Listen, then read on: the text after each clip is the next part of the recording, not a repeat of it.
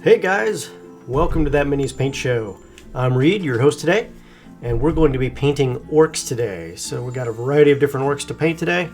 We've got orcs with two jagged blades, sword types, and then we've got orcs with small shield and large, I don't know if it's an axe or a hammer the way they built it. So a little bit of stone action there. So, and then we've got a leader type today too as well. So how's the music? Is it a little on the loud side? Does it sound about right? If anybody could give me a heads up, I'd greatly appreciate it.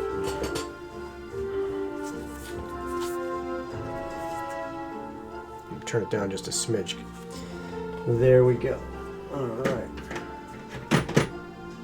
And all right, so today with orcs, we're going to start with the orcs today with obviously green skin for the skin. We're going to do some leather for their I don't know if you'd call it a kilt or an ad hoc really long loincloth, but they kind of look like battle kilts. And then for the metal, we're looking at weapons bronze, maybe some silvery gunmetal. And then for various accoutrements, we may do some other colors as well. One of the toughest things I had to figure out was how to make the pouches contrast on the belts of all these guys. Contrast with the leathers that they're wearing on their bodies. And the way I've figured out to do it is to kind of do an orangish leather, kind of a lighter tan. So it'll look leathery, but it'll look a little bit different than what we normally do. So wow, that got loud. This wizard's tower. Whoa. There we go. For those of you who are listening and can hear the music, it's tabletopaudio.com. They provide a lot of the music for our live plays as well as the sound effects that we use. We're really happy to work with them and use their product. We're patrons of theirs as well, so if you haven't checked them out, please by all means go do so. Big thank you again to Maddie for helping us with some of our overlays and our logos. Maddie, if you're out there, thanks again. So let's get started on some of these orcs, shall we? I think what we'll start with is the metal. That's very often the easier bits, and some of the stone itself. For some of the stone, I'm actually going to pull a different gray here. Not that.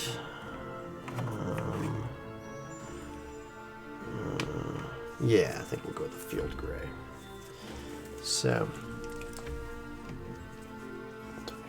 all right. These orcs look to be particularly brutal.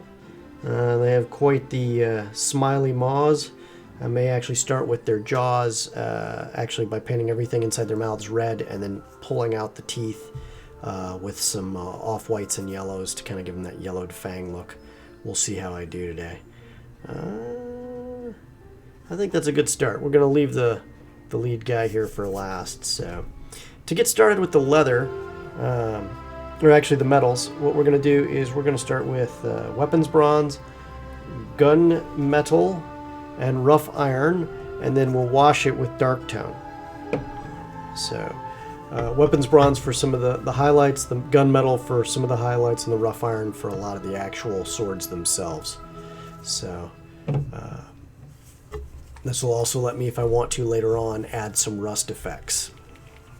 And when we talk about rust effects, we'll come back and we'll demonstrate how to paint rust on another show, along with patina with copper and a couple other cool effects as well. So, give this rough iron a good shake. I've primed these in brown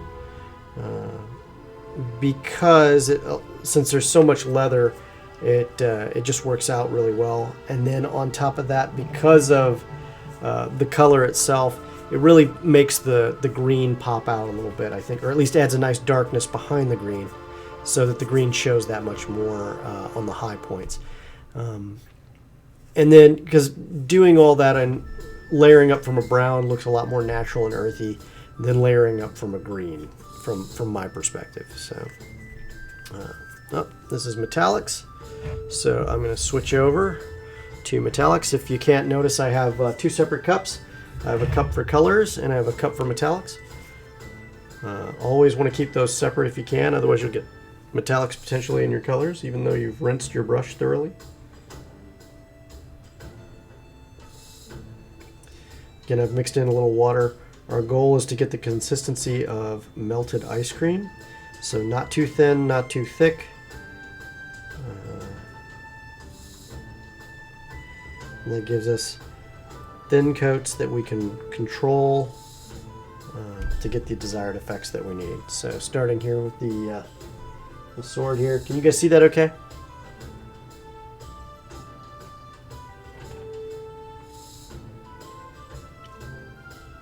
Do I need to lower the camera a little bit maybe?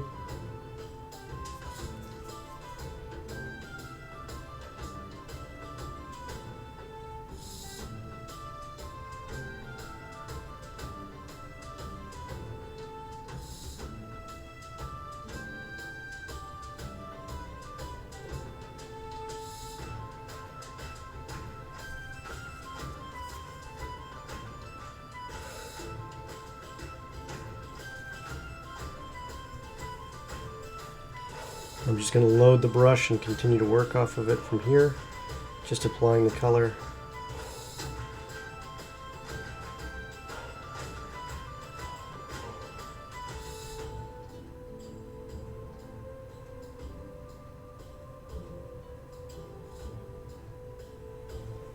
It's too simple. Okay.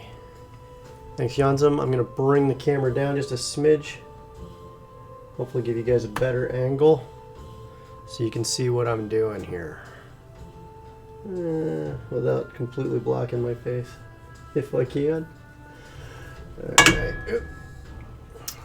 bear with me. There we go. Does that work? Yeah. Let me make some adjustments here. There we go. And boom.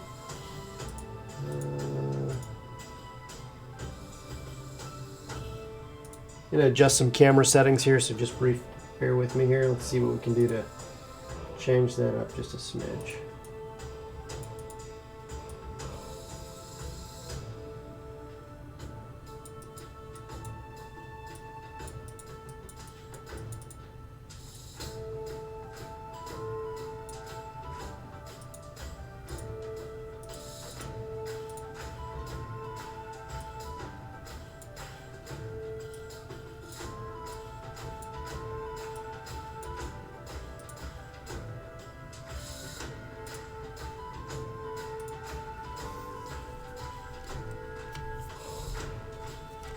Oh, well, that's not good. There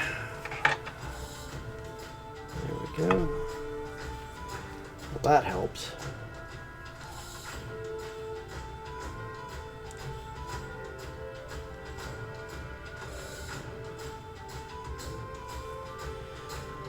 All right, let's get to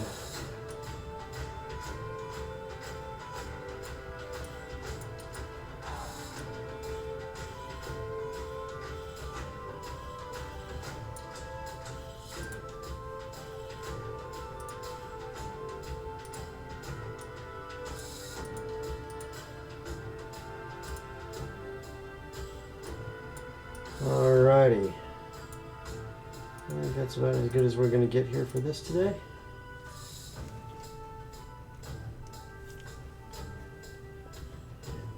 Okay. Make a slight adjustment there. Alrighty. Thanks for your patience with that. Hopefully we can get you a little better shot there.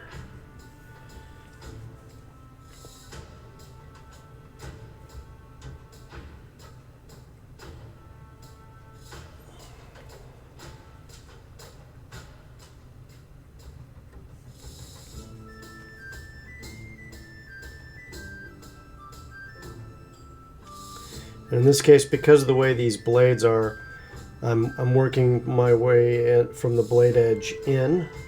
This also helps me get in the grooves that these blades have on them, because they, you know, they're worn, they're showing age, they're showing how they're, you know, they've been uncared for because they've got giant, you know, hunks taken out of the sharp edges. Heck, I wouldn't be surprised if these were more blunt than sharp. So.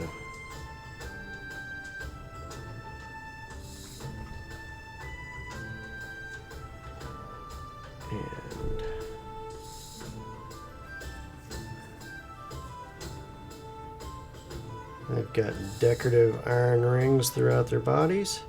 So we're going to just touch those up here a little bit as well.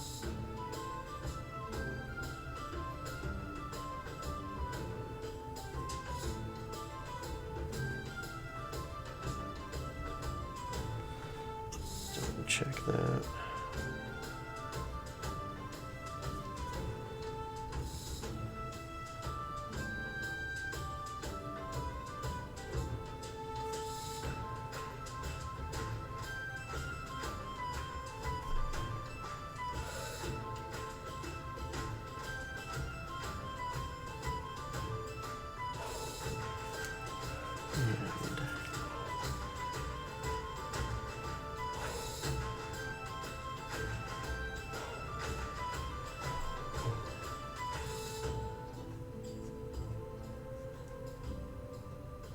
You can see these iron bands on their arms as well that I'm going to hit.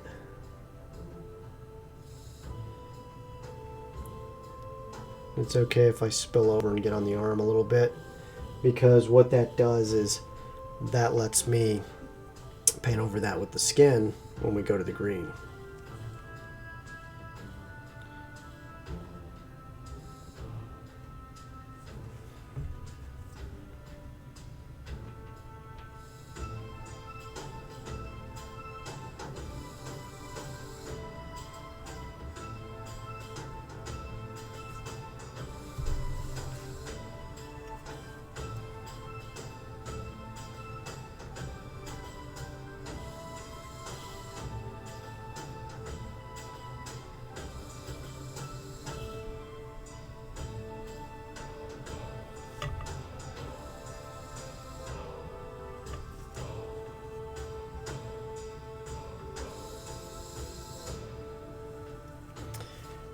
Okay, and now I'm going to get this. Actually, I'm going to hit all the sword ones real quick.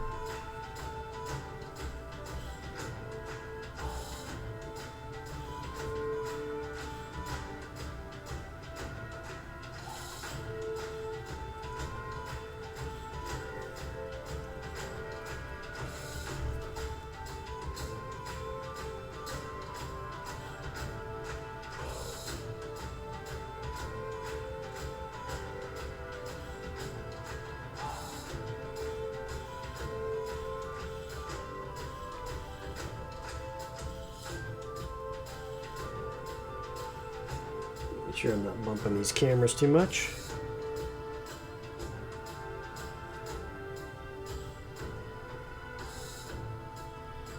And Yanzum, don't you sweat anything. If you've got good inputs, we'll take them. Our goal is to show you what we're doing, not to make it difficult.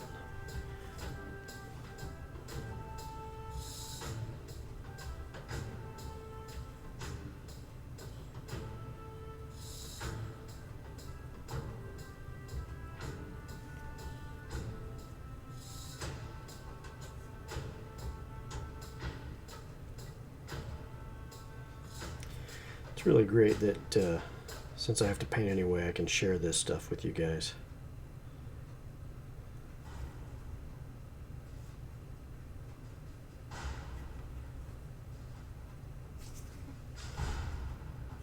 Missed a bar on his shoulder.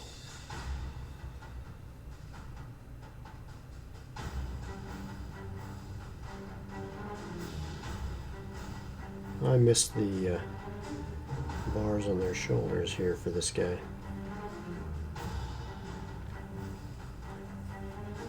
Or up on the biceps anyway.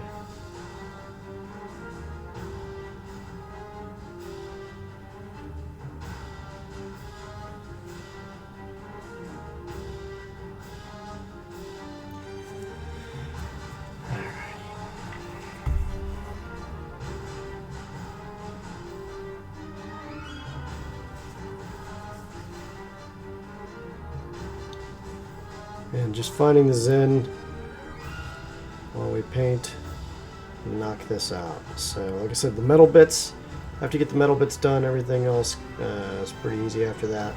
You're just literally painting flesh colors and everything else.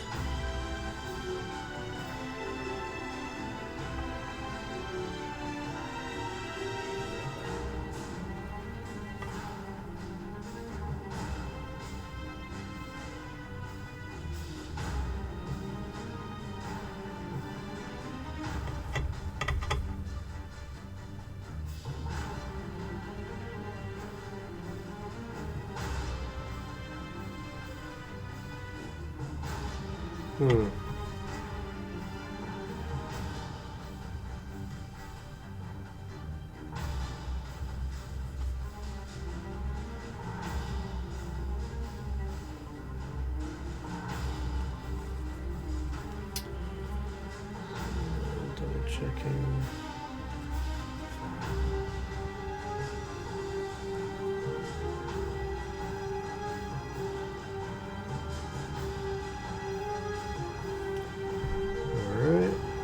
These rings. And it's okay if I get a little on the flesh as I just layer this on, because once again we're going to hit all the flesh with green, covering all of this up.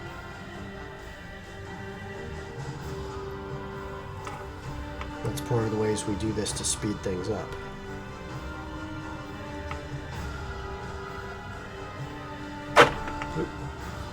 Bumped one of my lights. There we go.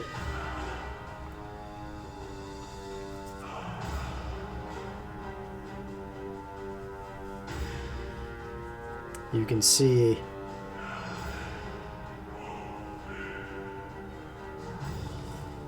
as we do this, the iron and other effects from it.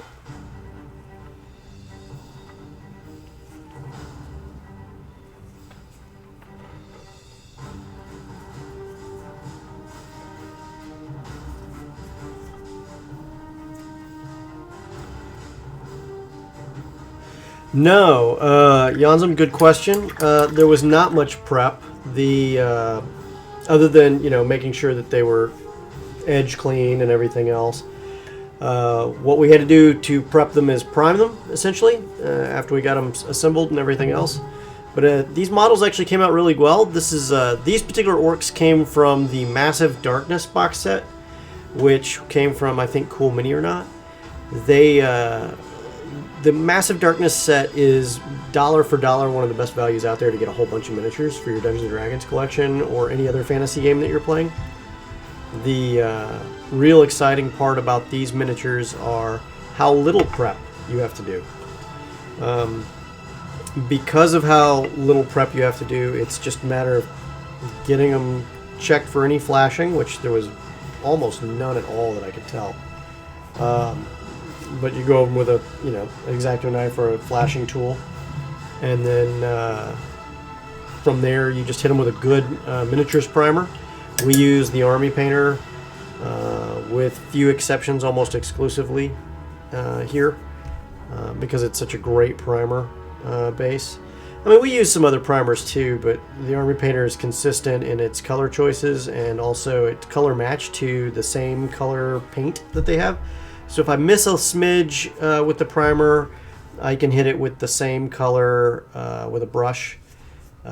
Say I got a real difficult undercut or something like that, I can hit it with the brush, and that that covers it right up, and nobody even notices. It's been great. Alrighty,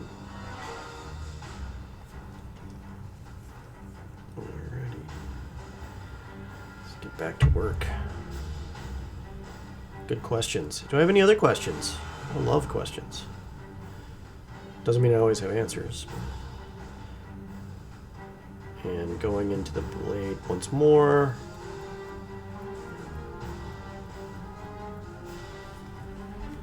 And from the other side.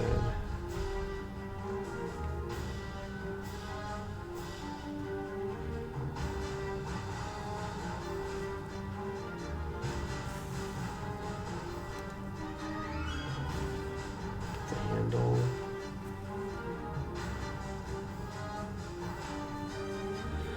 The other blade.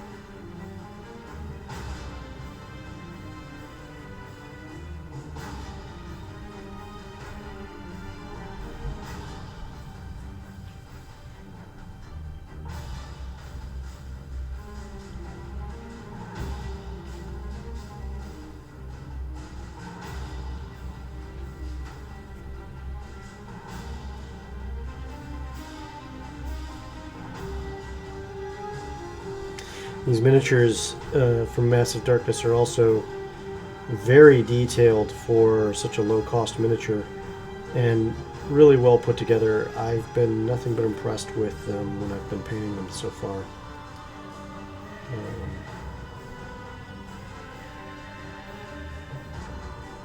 So much so, I've thought about picking up a second box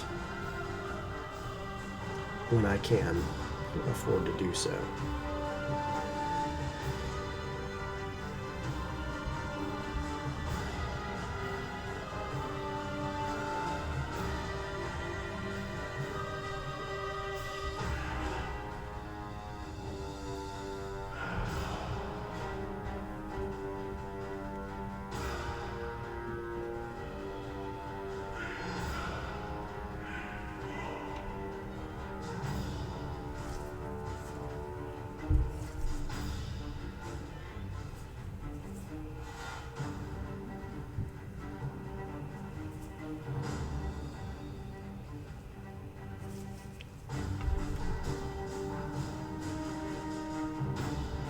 Miss the undercut on one of these bracelets. And the great part about doing batch painting with more than one of these at a time that's been really effective is just how quick, we're just going to do the sword guys today, I think, is how quick a mental checklist comes of, did I paint this part, did I paint this part, did I paint this part. So, you know, the first one gets to be your tough one, but then after that, by the time you get done with your second one, you kind of have a good idea of what you're doing with each color, and it gets a lot faster for each model. So the overall result is a whole bunch of models painted more quickly than it would be if you just did these one at a time all the way through. And that's really what batch painting is about. It's the assembly line of painting. You really do this for groups of models, you know, armies of models, especially when you have a consistent paint scheme across all of them. And you save those individual paint jobs for those characterful models for that group, or for just, you know, characters or whatever else you're doing. If you're doing wargaming miniatures, you know, your leader types in those wargaming miniatures, obviously you're going to embellish a little bit of more detail and lavish that on to that model. But for these, we can make them look really good in a very short period of time.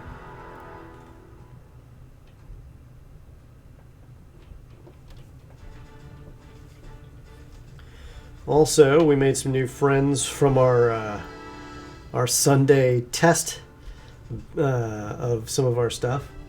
We made some friends with the group over at Fateful Encounters. They are doing a Monday D&D stream as well. So after the show here today, we're going to do a little bit of a raid to their channel, hopefully as well. Check them out. They seem to be very nice people, and they're going to be raiding to our channel as well. We can't wait to see how that helps the community.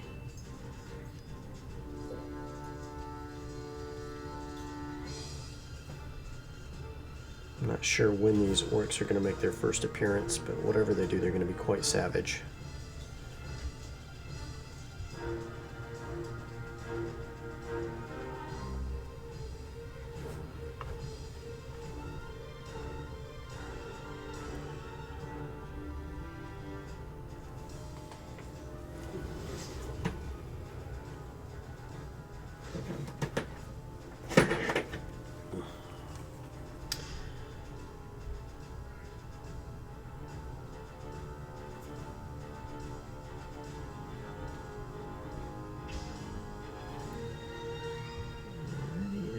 Rings.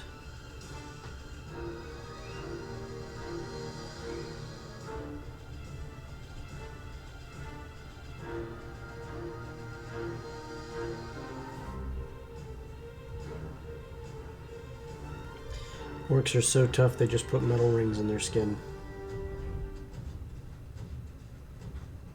And they do it just to show how tough they are.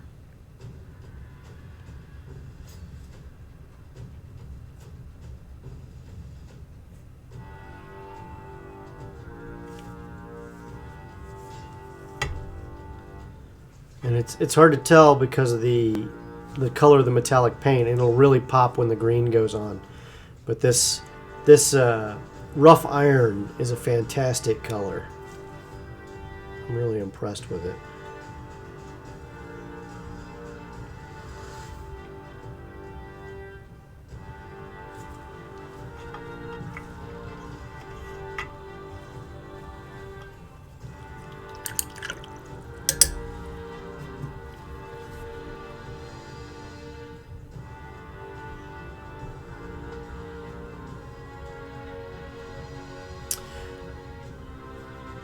Yonzum, are you painting a lot of figures right now?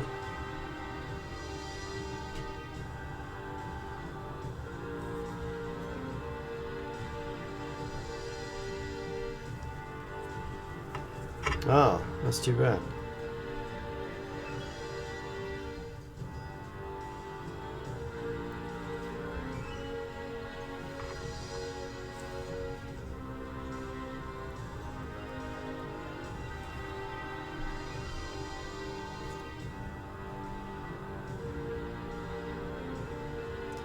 They say that as long as you have unpainted miniatures, you can never die. And there's a lot of people who take that very seriously. To ensure they always have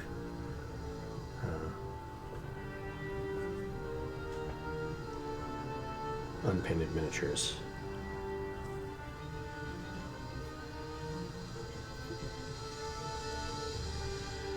I'm not sure what RFF is.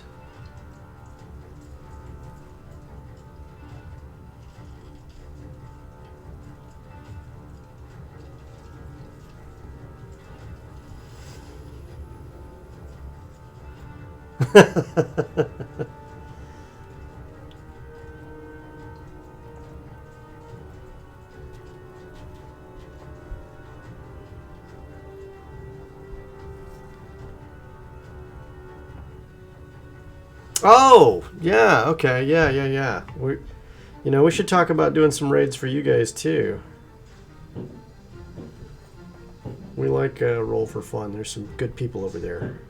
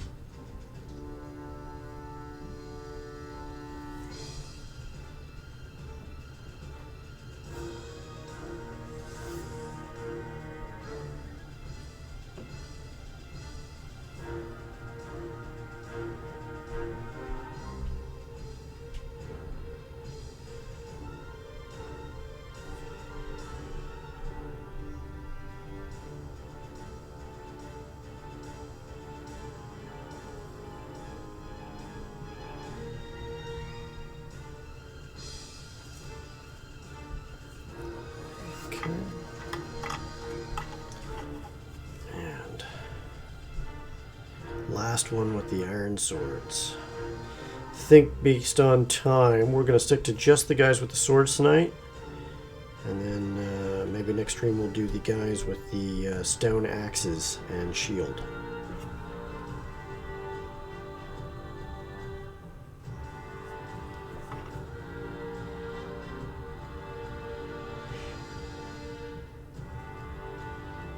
Ah, the old grenadiers, yeah.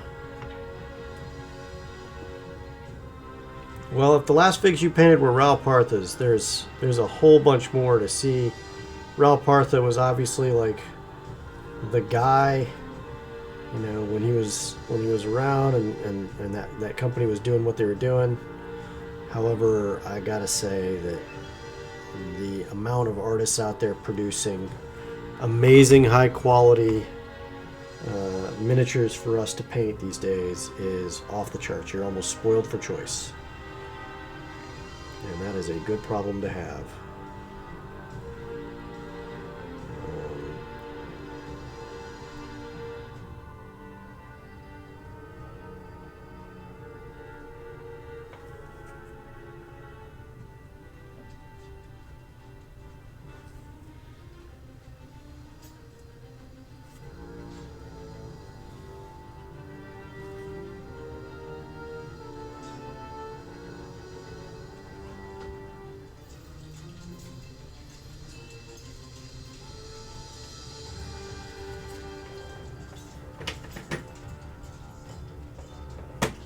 Checking some stuff here.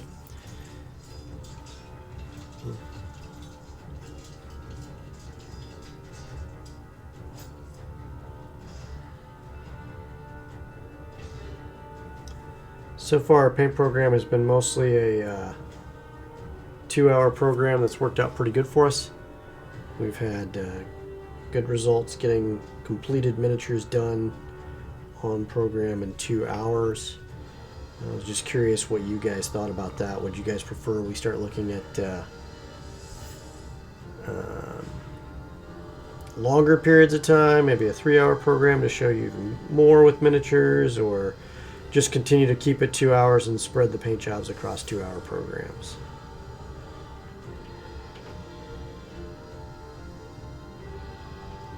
Always up for new ideas. I do have one of those Beholders, Yonzum. It's a fantastic model. I've seen it done multiple different ways. If I get half a minute, I'll see what I can do about grabbing it and showing it on program. Or if you watch our Twitter feed, I'll definitely get some pictures of it tonight and put it out over the next couple days on Twitter. And you can give me your impressions there. And Instagram. For those of you who are not following us on Twitter and Instagram, we can be found at The Games Tavern, all one word, at The Games Tavern. And we really appreciate you watching us today. We stream Mondays, That Mini's Paint Show, which is this show, starting at 7 p.m. Eastern Standard Time. On Wednesdays, we stream... Whoa, we got a little fly there. On Wednesdays, we stream The Velkin Weave, which just had its premiere last week, and the party continues its adventure this week at 7 p.m. Eastern Standard Time on twitch.tv/The Games Tavern. And also, Thursday this week, we have Whiskey, Magic, and Destruction. Wow, I got a little fly. It just won't quit. There, I got it. Whiskey, Magic, and Destruction continues the adventure of a party that currently has a deal they kind of got into and they can't get out of, and they're making their way north from Triel with a large cargo of cheese, some stolen wagons, and quite a bit more. And now they're just trying to stay alive, making it through the Dragonspear Wilds. So a whole lot of adventure there as well. And that's at Thursdays at 7 p.m. Eastern Standard Time. Same place, twitch.tv/The Games Tavern. If you haven't noticed, a lot of our cast and crew have been tweeting a lot about what we're doing as well. And it's been really exciting watching them enjoying the adventure of this as we get into social media more and more. All right. If you haven't noticed my face on this side here, a little bit scratched up. I got I got bit by a dog that was a little too excited for its own good. Rumor has it on full moons I won't be streaming for some reason. I don't know why.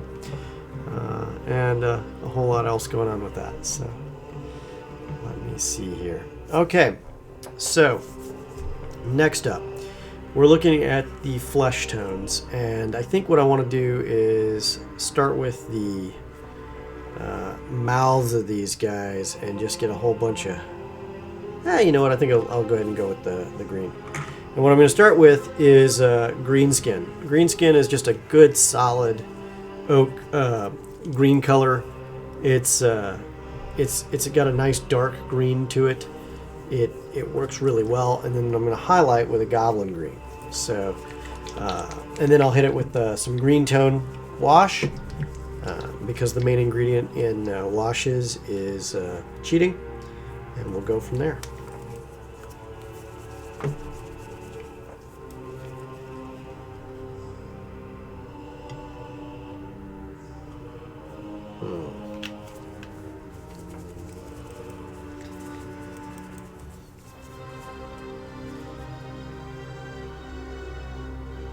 The Lycanthropy Paint Show. The Lycanthropy Paint Show. Yeah, the Werewolf Paint Show, you know. I don't know that would work. For me, anyway. Alright, green skin. Just leave that right there where it's handy. I got a lot of bubbles in this. We're going to get rid of some of that. And I'm going to mix it. Some of the pigment and the liquid suspension fluid didn't mix really well, so I'm going to mix it here real quick.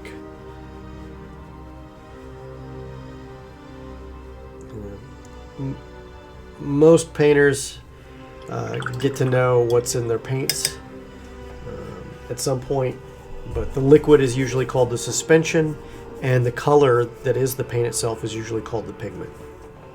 So one of the things you're always looking at is to make sure when you're shaking your paints is what you're doing is you're mixing the pigment with the suspension fluid to try to get it nice and even. And sometimes you have to do it on the palette.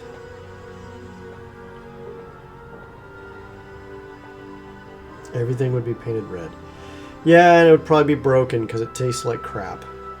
Because werewolves, you know, eat everything.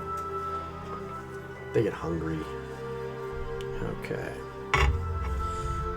So one of the things I want to do here is give it a little test brush here, see what kind of color we can get here. And remember, it's better to get 2 thin coats than 1 thick coat. So if a little brown shows through, that's fine. I'm going to do this with nice thin coats up and down here. Trying not to get the metal bits.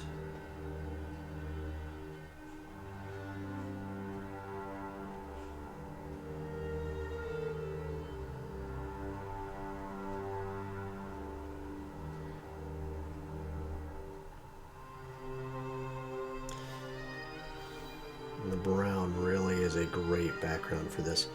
Brings out the earthy tones.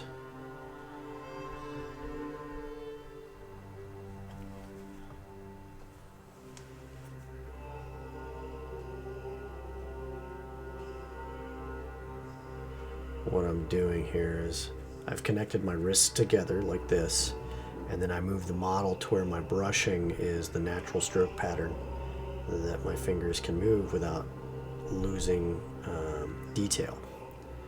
So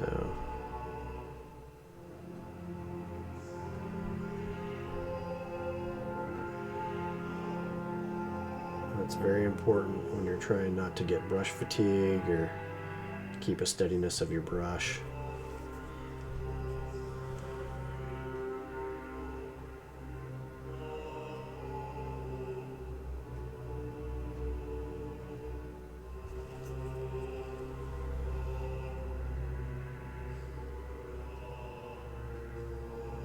And all I'm doing is just a standard, you know, brush on with the color, just avoiding the metal bits that I've already hit as much as possible. And go to. Try not to hit them in the first place because I'd rather just keep that look as clean as possible.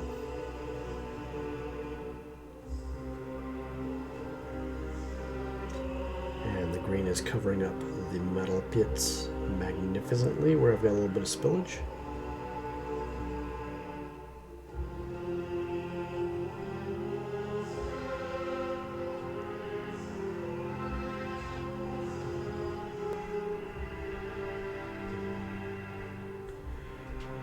Got some interesting angles here.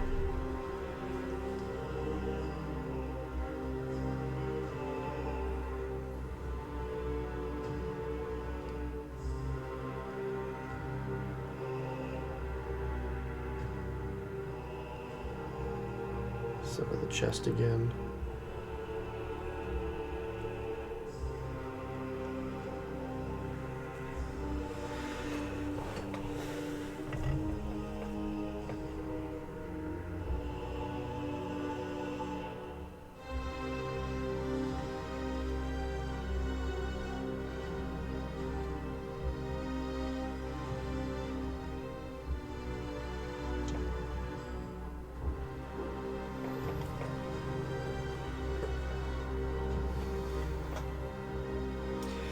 So, Jansen, there's so many choices out there for great paints. I use just about everything out there. It's like tools in a toolbox for me.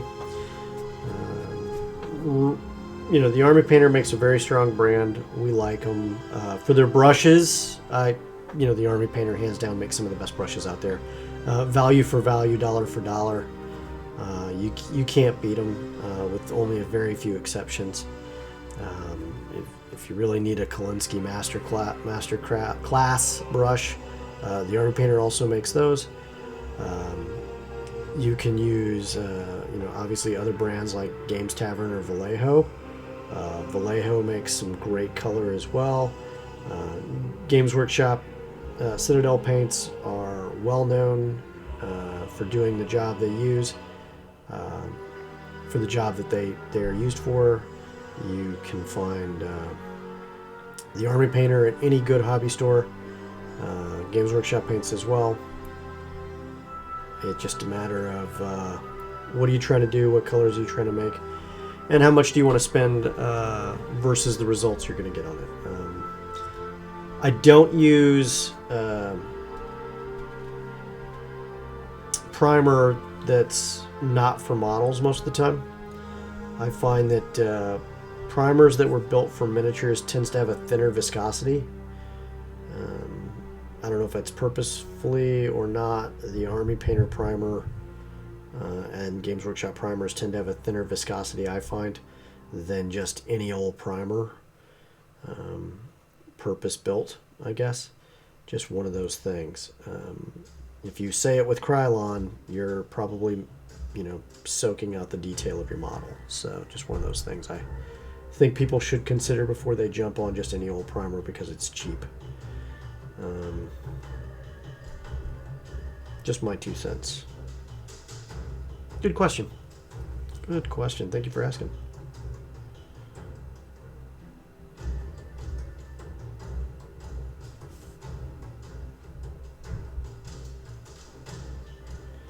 At the end of the day, it's, you know, if you have a preference, go with what works.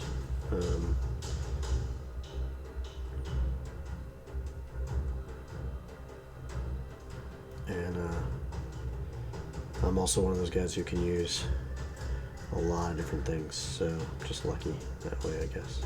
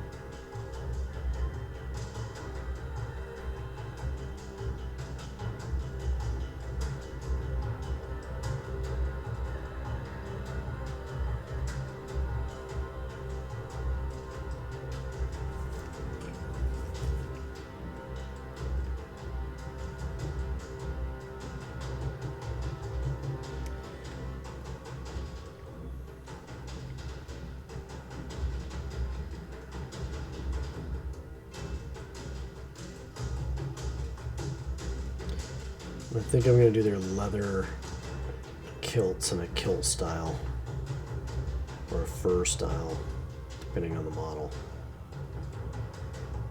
And because I'm going to base these models, I really don't care if I get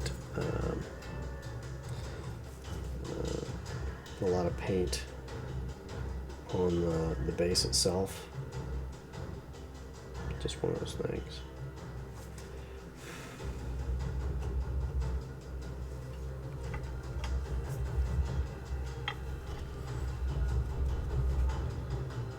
So one of the reasons I recommend the Army Painter brushes is a lot of the other companies use Golden Fox, which is a great brush hair. It's the follicle is good, solid, but the Army Painter for whatever it's using for its natural brush hairs is using Golden Sable, which is the best you can get, really. So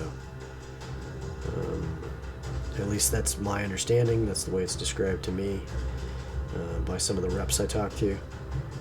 And frankly, it just gives me consistent control and longer life on the brushes themselves. I also use various brush soaps to continue my brushes to keep clean and get longer life out of them as well. However, I won't discuss which ones I'm using at this time.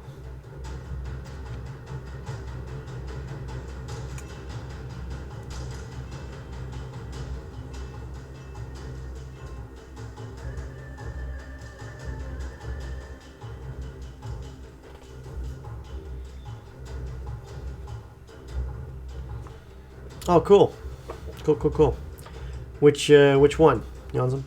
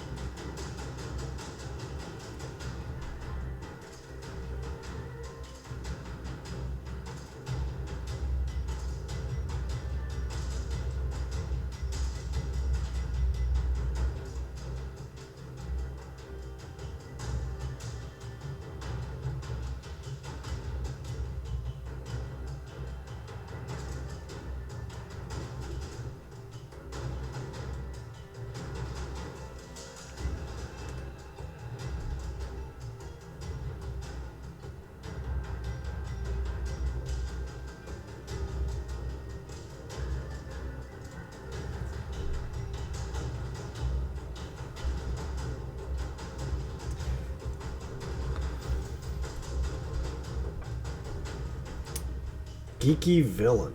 I would have to check that out. We have a program called our Flags program. I spent a lot of time in Seattle, Washington. I know the area there pretty well. I was just out in Bremerton a few weeks back, and then obviously Renton and some other places too. We have a program called the Flags program, favorite local area game store. So if you have a favorite local area game store, tell us all about it, and we will tell other people about it and feature them and discuss them. And so if you go out there and you like the store, help us out. Tell us more about them and find out the owner's name so we can reach out to them and get the word out about their shop. It's one of the ways we give back.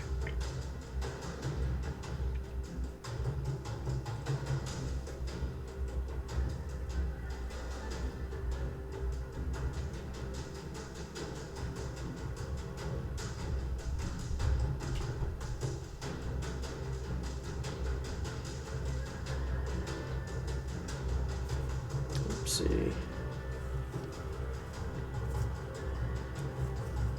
There we go.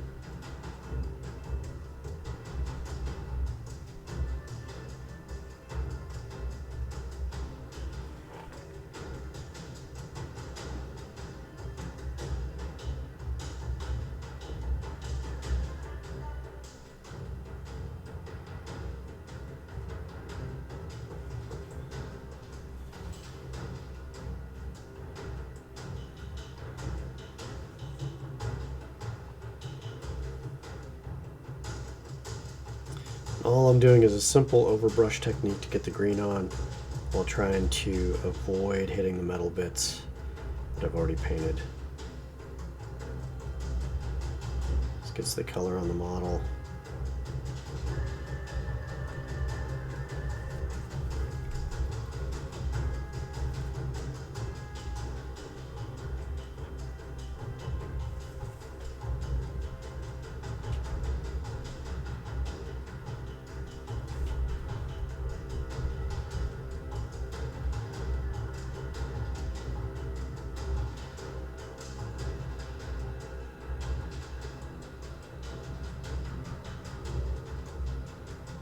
The detail on these is what really makes this easy. Most of the techniques I use pull out the detail without using a lot of heavy paint. And that's actually what most painters do, is they let the model do the work for them. A good model makes painting easier. A bad model makes painting a lot harder. And by bad, it's not that the model is bad, it's just that the cuts on the model are set a certain way to evoke that detail.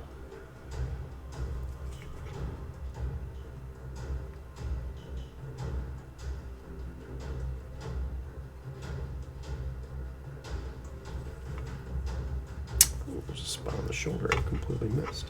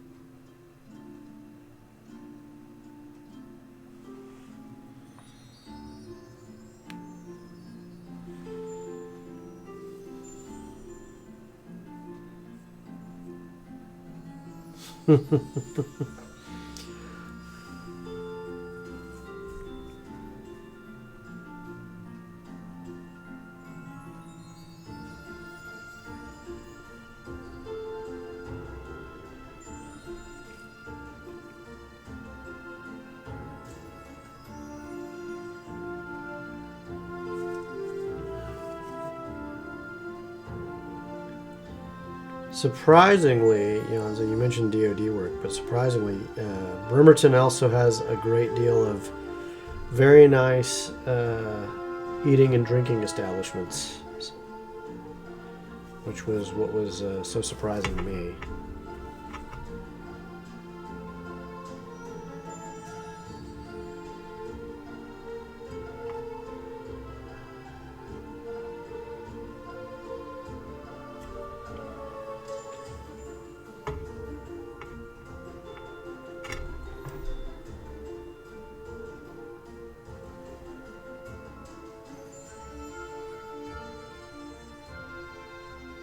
Yeah, there we go.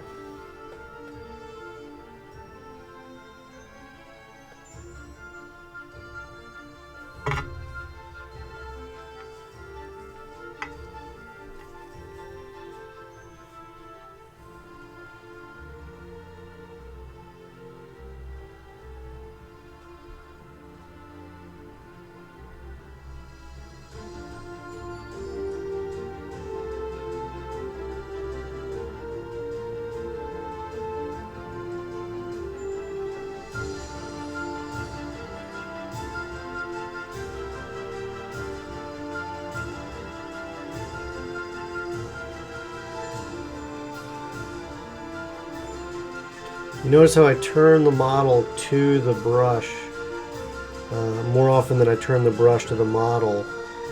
That's by design on my part. You are less prone to make mistakes or lose control of your brush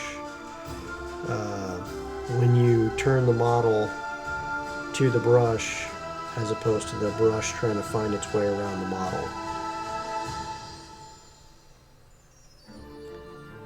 And the impact is almost immediate in terms of your comfort level painting.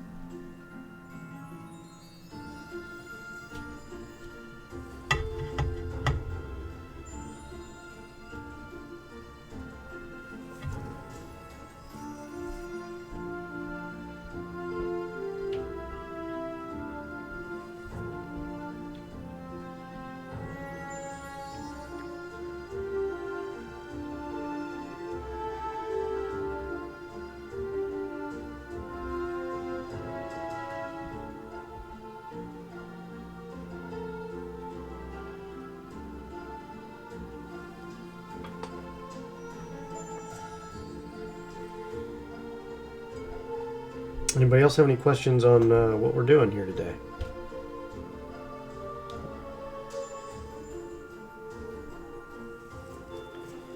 Really like how this is popping.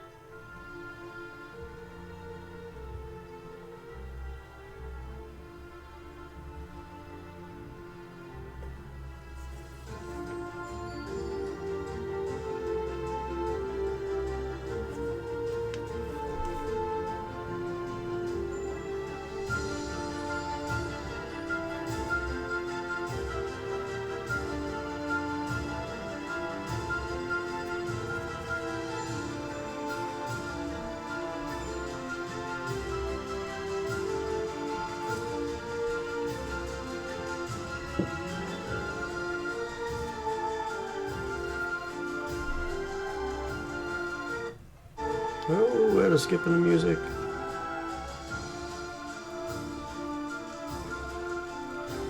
So, these orcs should be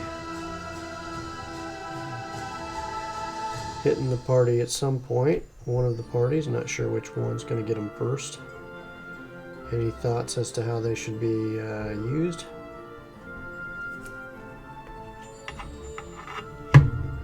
Oh, Amber, the types of figures I'm painting are orcs, O-R-C. These are the fantasy creatures of old that have been the bane of fantasy existence for quite some time. Based on some of the experiences you've had, some of the guys from Many Arrows in Neverwinter that remained in Neverwinter, and then the Many Arrows tribe were all orcs.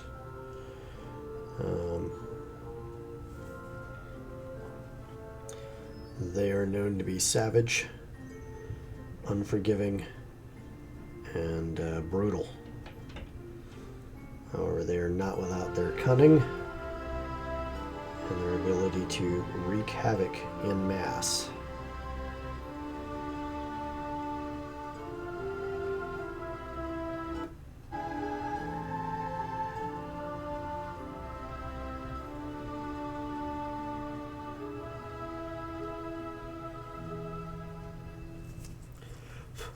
To kind of show you an example of the difference at this point, I'm going to rinse this brush real good for a brief moment, repoint it.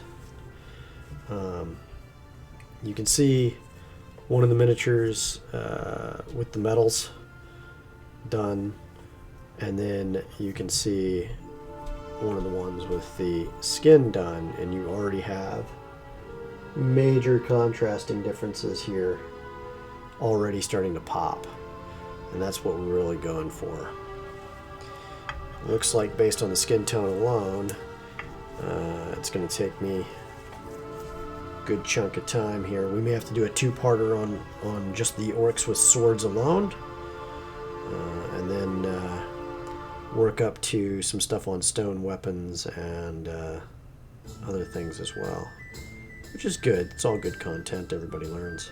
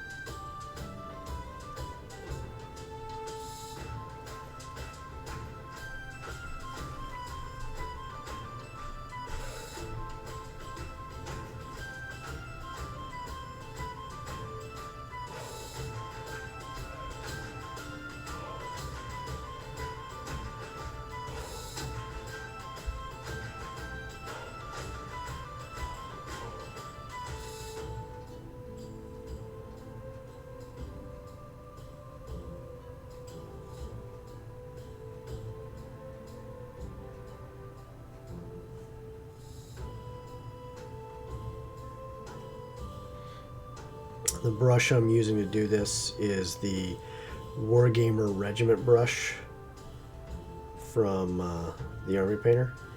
It's one of the most used brushes that you'll do for your base coating of miniatures. I think they call it the regiment brush because you will literally paint entire regiments with it.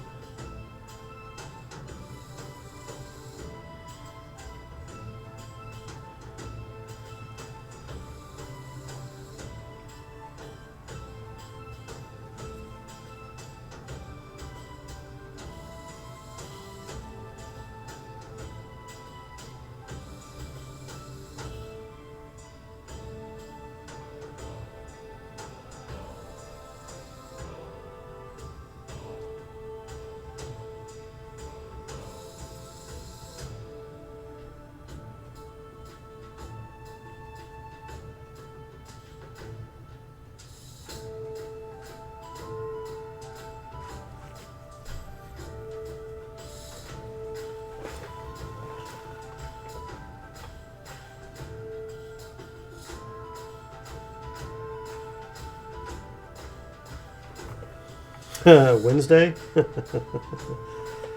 Maybe.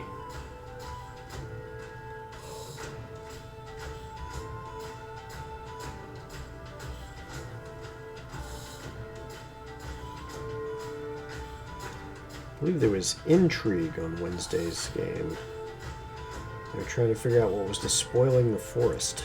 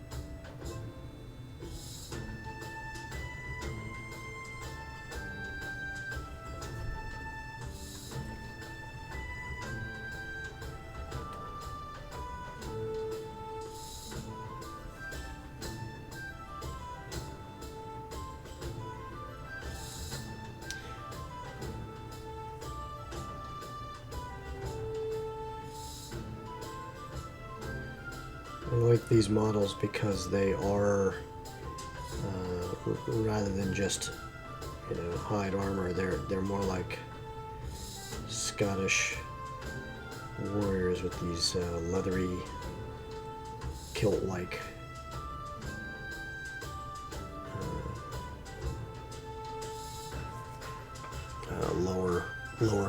lower halves covered. Although I see something that looks like fur, so maybe I'll just go with furs.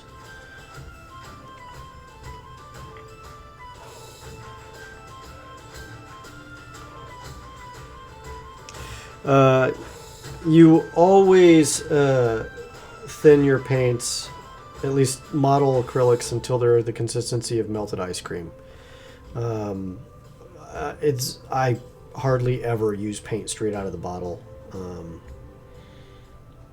because it just never works out. thinning your paints gives you the control. You understand, that thinness also means you don't lose detail, because it's always better to do 2 thin coats than 2 thick ones.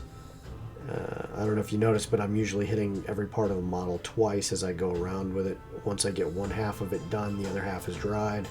I then hit the other half. Just how it works out. Actually, I'm going to check something on here.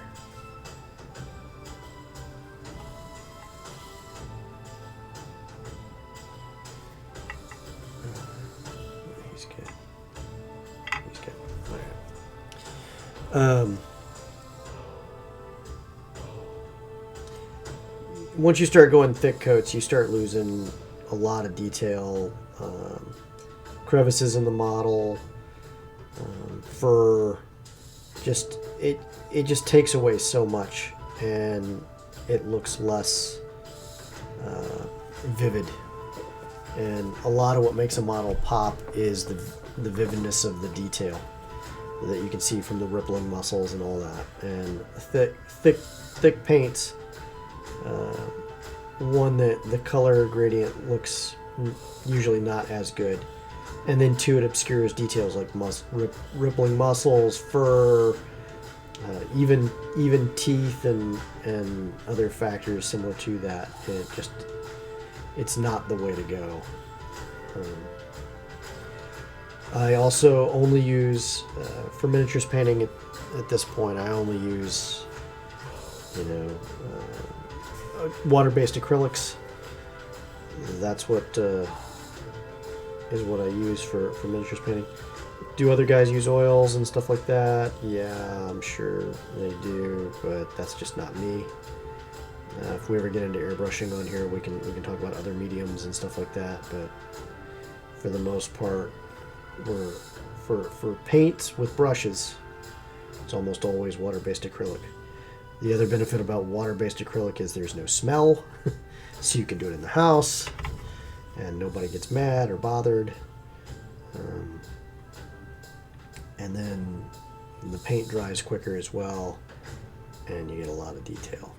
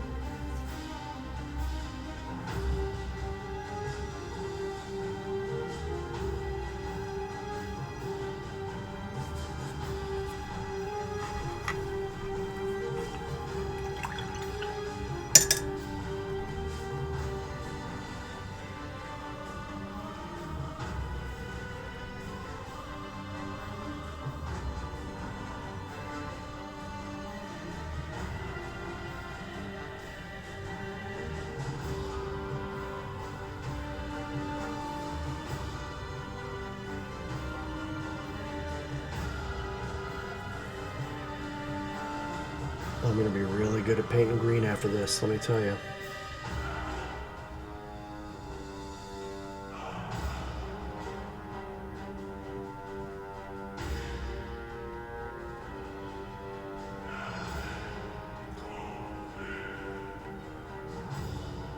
This is almost the perfect background music to painting works.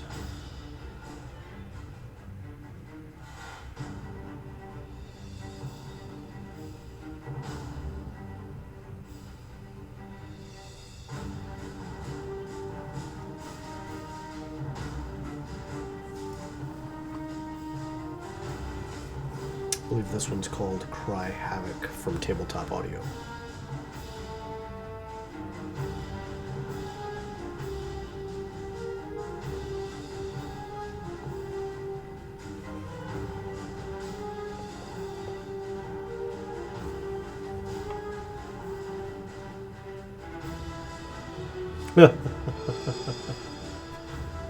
Yeah, very much smoother than yesterday's.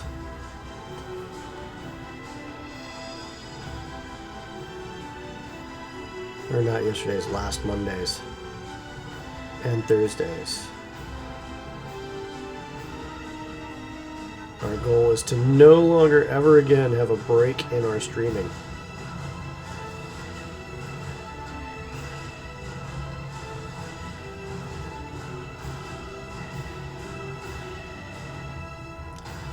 So that you can see all the detailed movements that we make when we paint our models.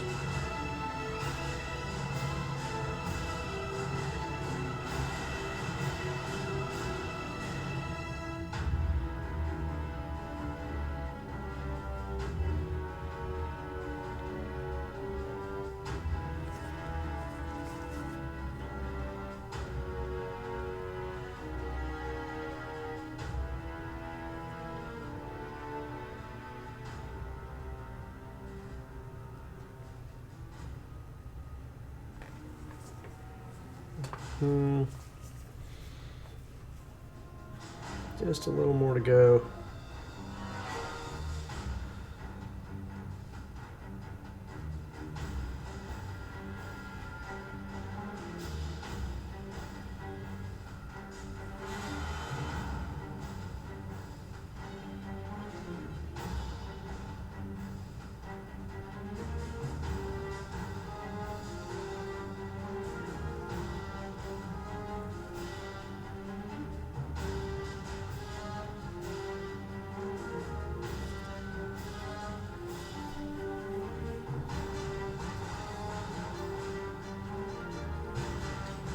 I may or may not do these guys with tattoos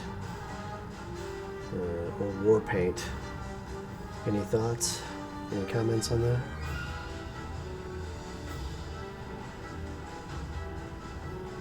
Absolutely it does. Absolutely does. It creates that earthy look. That's why we went with the brown. Since we're going to use that on the leathery kilts anyway. Green would have been a little much, we think. Painting brown over green really doesn't look as good as painting green over brown. Just one of the things that you pick up on over time.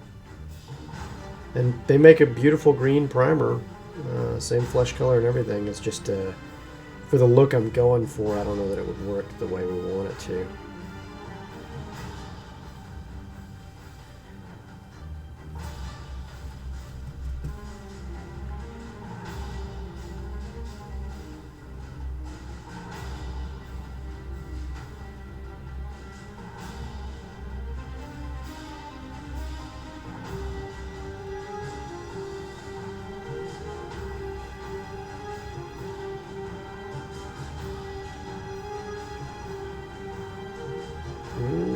I need to get a smidge more green paint out just to wrap this guy up.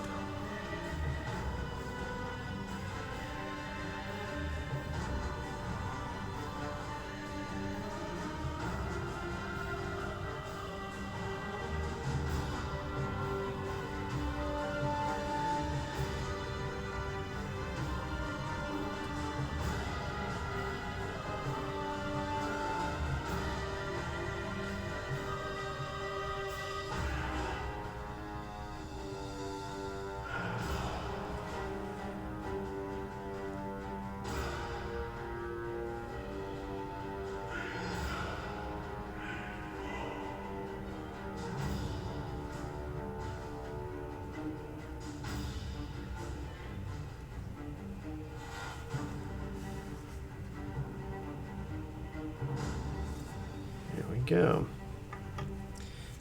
And I forgot this guy's knees. I'm going to go ahead and just add just a smidge more green.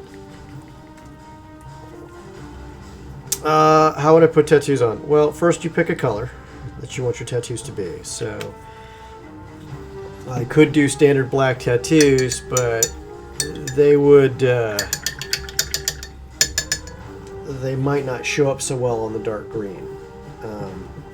But using the color wheel, certain bright blues, like say this Viking blue color right here, would show up very well. And considering how these guys have kilt-like undergarments on, or overgarments on for their lower halves, it seems like it might actually be a good look for them. I don't know though.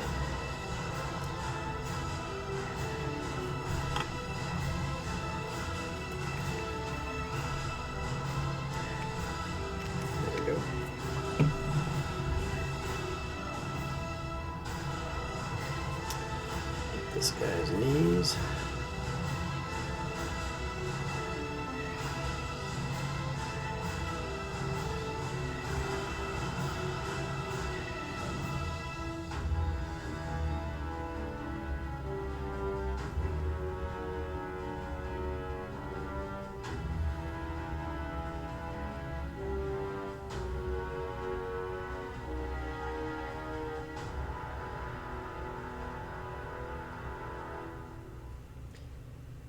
Feet here. For whatever reason they wrap their feet but they don't wrap their toes. I don't get it. Must be an orc thing. I wouldn't understand.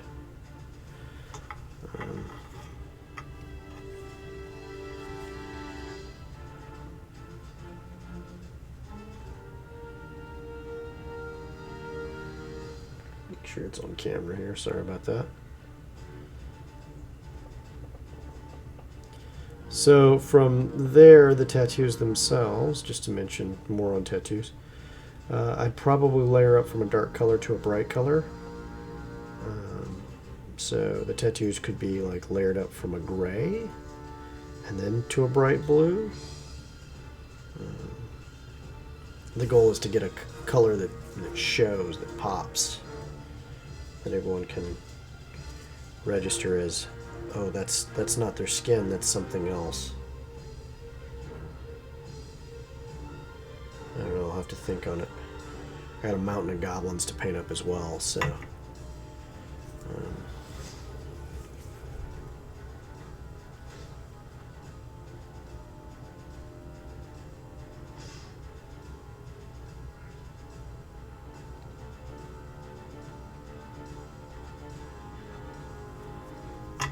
So let's see here, get the feet.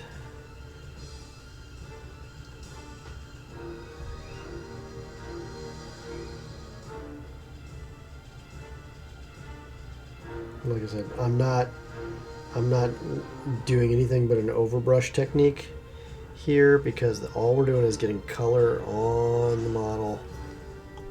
And it's okay if I get on the base because we're going to base the model anyway with some gravel or lightweight miniatures gravel or a variety of other potential basing methods. I could probably do drywall spackle. That's another good one that I've used in the past. Just touching this up a little bit. There we go. All right.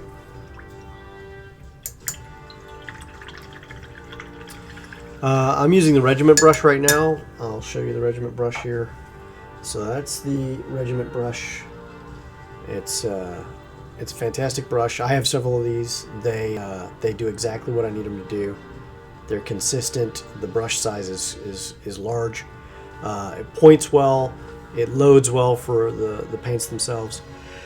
For the tattoos, I probably wouldn't use this. I would probably switch over to either the hobby base coating brush and or the hobby highlighting brush. They're tiny enough, small enough. They point well enough. They would allow me to do that. Then from there, I could probably switch over to the hobby precise detail brush. and that would work. And then if I needed more finer details, I obviously could go down to the Psycho brush. But I don't know that I need that for a tattoo. Like if I'm putting that kind of lavish details on the models, it would need to be a character model, not a standard line trooper at that point.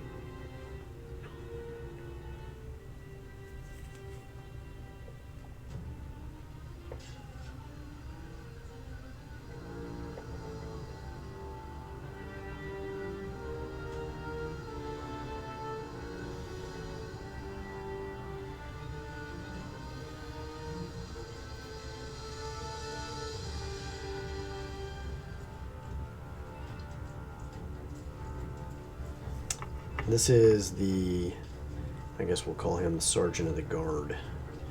He's carrying a giant war club, and he's slightly beefier than the rest of the guys here.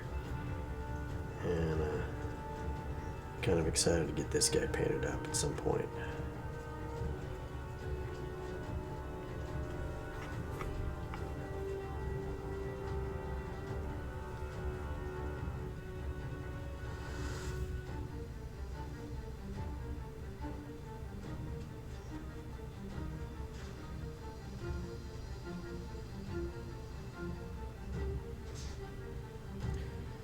He's got a bigger, meaner helmet.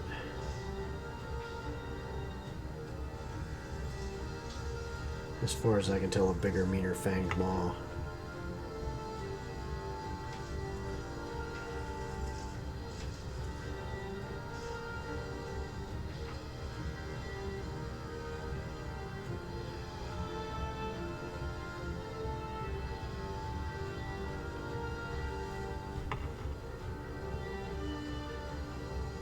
No, it's the regiment brush is only available in one size. It is what it is, and then it is the size. The regiment brush is the size, if that helps explain. And then from there, there's the other brush sizes I mentioned before.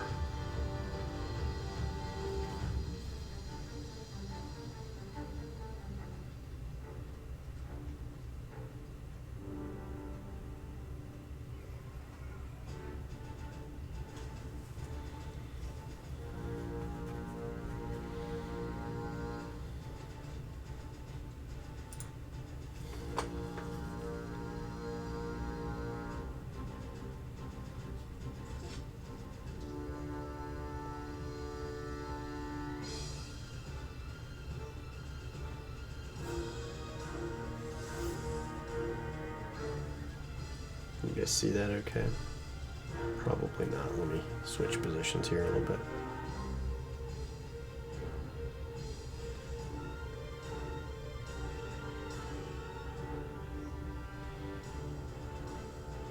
It's hard to tell where this guy hasn't basically bolted metal into his own body.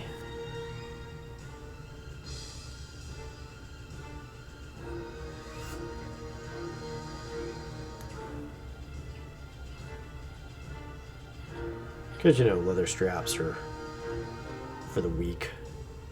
He just bolts it onto himself.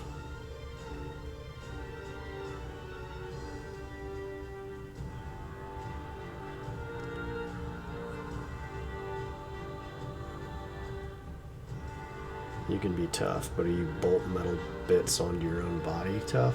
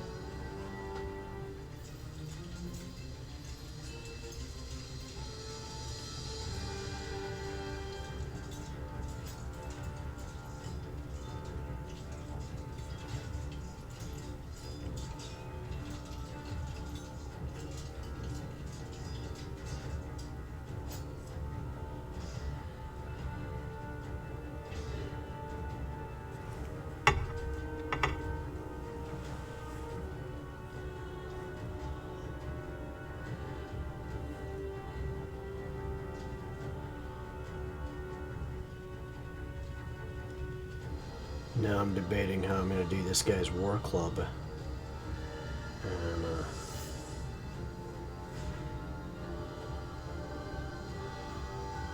I think whatever I do with it, I'm going to make sure it evokes pain to whoever gets hit by it.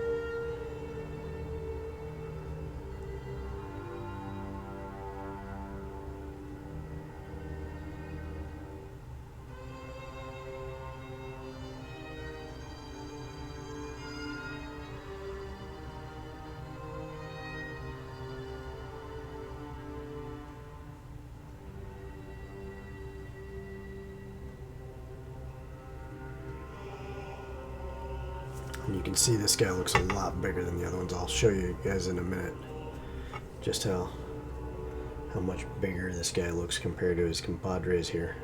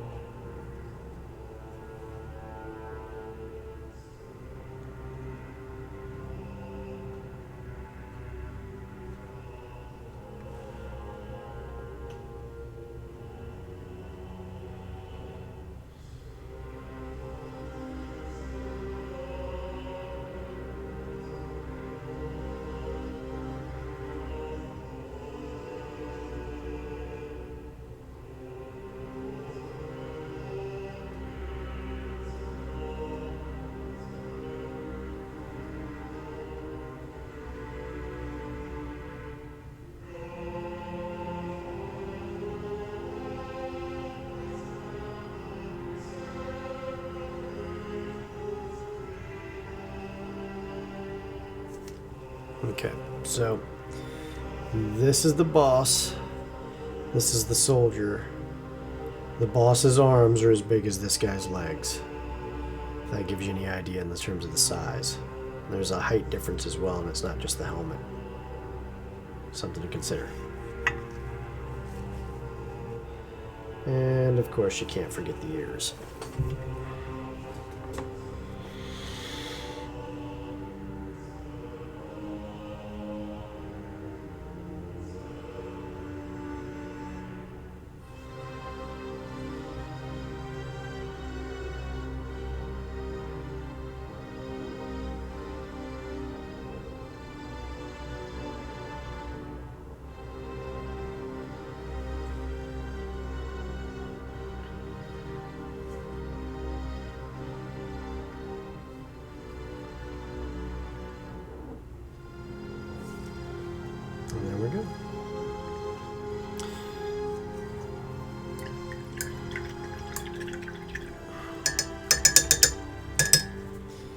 And in just under 2 hours, you've seen how we've been able to take this, starting with brown, get the metals on the metal bits to get started, and how quick the detail shows up on that, and then get the base color greens on these guys to get them started. From here, on our next show, what we're going to do is we're going to highlight with Goblin Green, which is a brighter green. We'll wash it down with green tone. That'll color that out real well. But what we're really going to do is use Fire Lizard for some of the leathery bits, and then tone that down with a leathery brown, and also use leather brown as the start point for some of the leathery bits, and then a soft tone to wash them down. For some of the fur bits, what we'll probably do is switch over to Banshee Brown for some of that. That'll add a nice lighter color of fur, and then wash it with a soft tone as well, because soft tone is a bit of a sepia wash. I'm going to move this up slightly. There we go. It's a bit of a sepia wash, so that should be a pretty good choice. Real quick, what I'm going to do is I'm also going to share our Discord information with you guys, so you guys can join us on Discord. We answer questions during the rest of the week about painting and stuff like that. We also have a couple specific channels just to discuss miniatures and painting. Yeah, they've got some great paint names.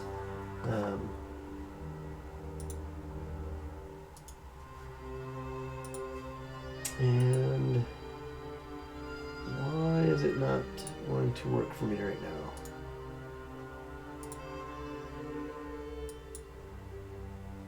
now? Interesting. Well, for whatever reason, if anyone else on the team could add a real quick thing for the Discord invite. Thank you, Tank Dioramas. I don't think I did any Tank Dioramas on Discord.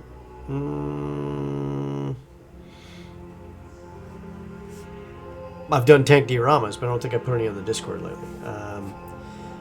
Definitely did White Dragon recently and some Yuan-Ti. But there's definitely some room for more. We will be doing some tanks and modern other stuff, because this isn't just for fantasy miniatures. We do all miniatures and models here. So let me see here. I can't get Discord to pop up on the system right now for whatever reason. Not sure what's up with that.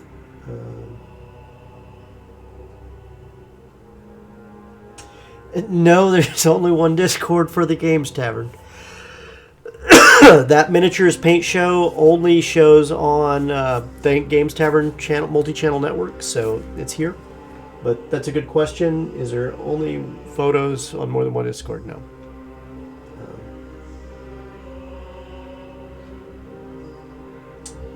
Let's see here.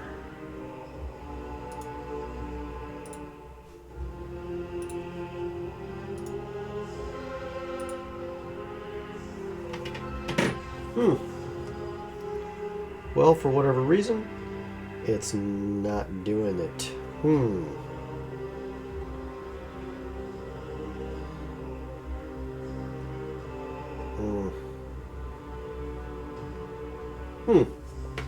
Trying to pull that up.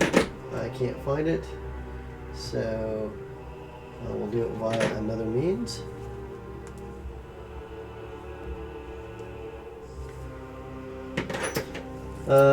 Amber Anna or Tiny Azora, if you can you drop the general all invite that has no expiration date into the chat channel so everybody can get to it.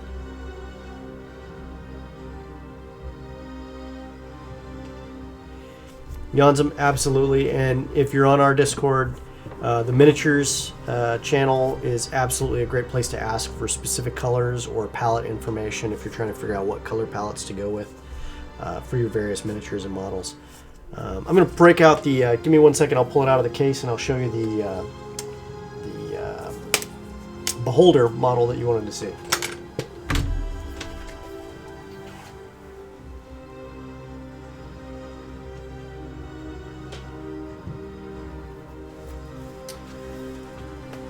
I am still working on the eyes. However, this guy is pretty good. I use a gloss overcoat for the wet bits inside the mouth and was able to get a pretty good look at that. pull it back here a little bit, see what we can do to show you here as well. The goal was to get the right look, yellow the teeth a little bit, and provide some contrast for those eyes, which worked out really well. And then this is the back of it.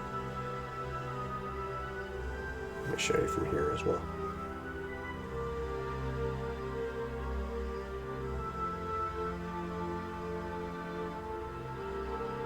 Cool.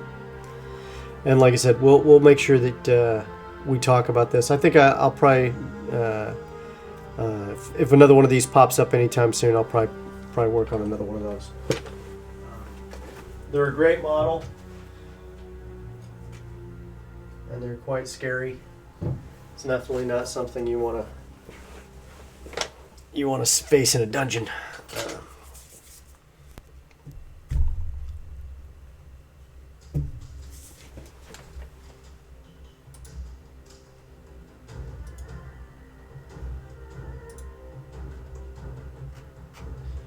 And let's see here.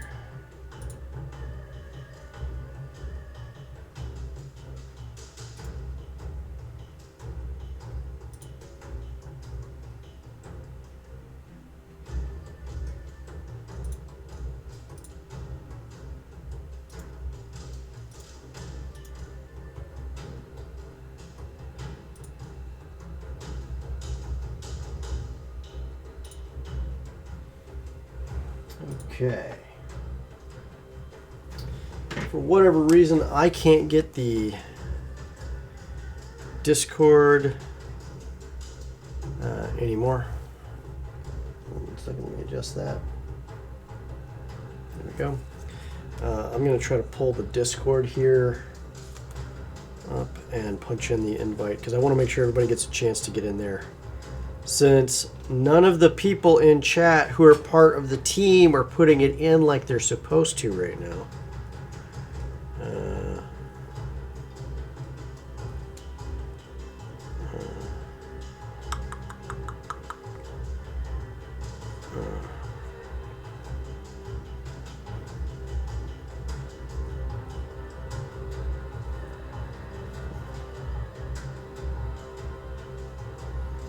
Let me make an adaptation here. Never. Not temporary. No. Save.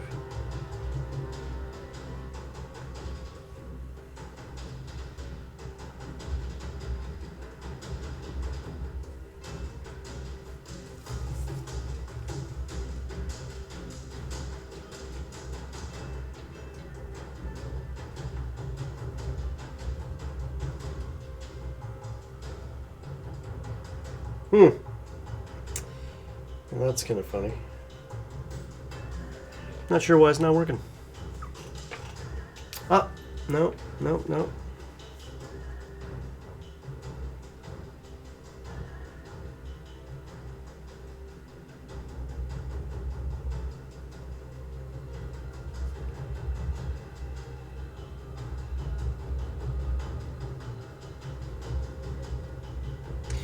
Well, we'll go with that one.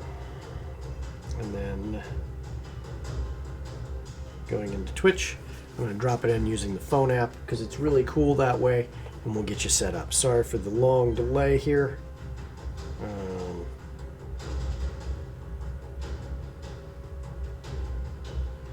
Here's a 1-day pass right now. Boom.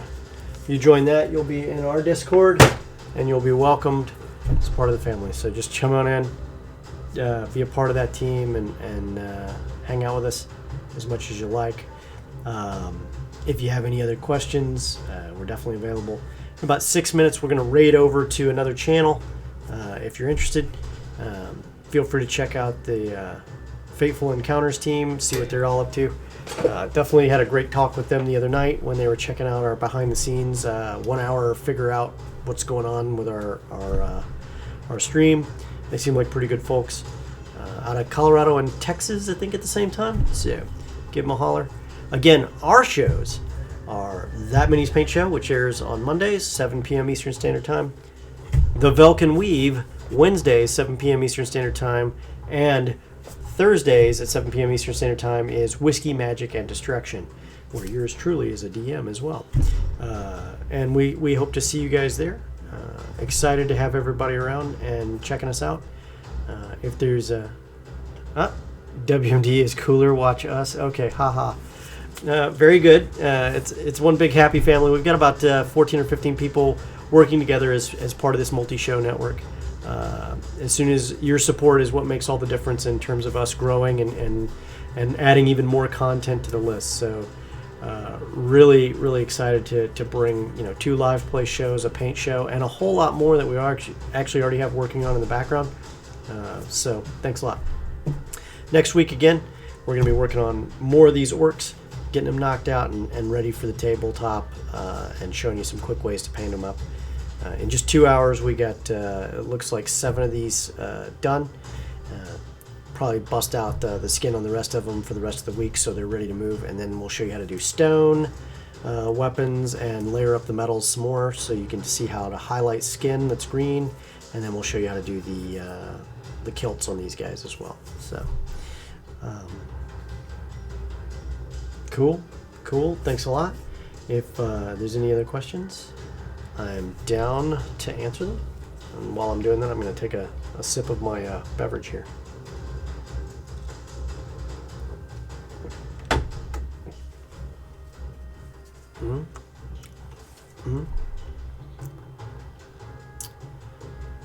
No? Thank you. Yanzum, hey, I can't wait to see you here next Monday for the show. So, love to have you for the painting. Or, feel free to hit us up the rest of the week and definitely chat with you more on Discord. It seems exciting to see a guy who wants to learn how to paint, or a guy, girl, can't tell who you are. A person who wants to learn how to paint.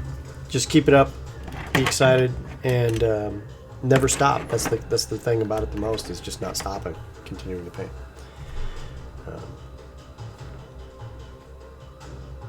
All right, and with that, we're going to switch over to Raid.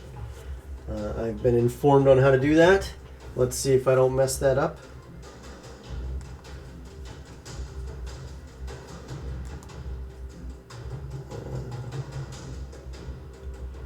Let's see here.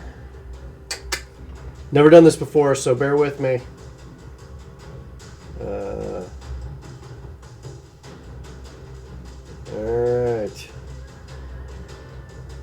All right, so we're gonna raid Fateful Encounters. So bear with me. Here we go.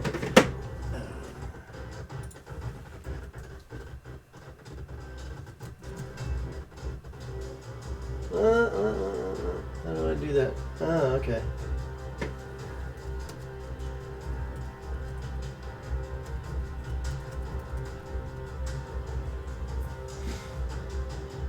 Let's see if this works. Otherwise, it's really gonna mess it up. Boom. Nope, didn't like that one.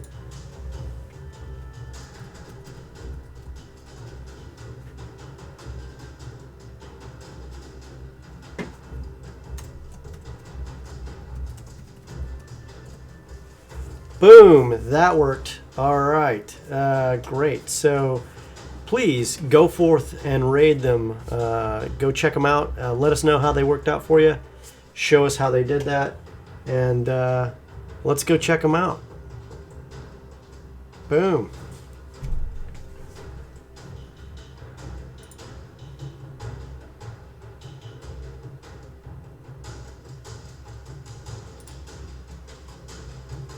Take care, guys.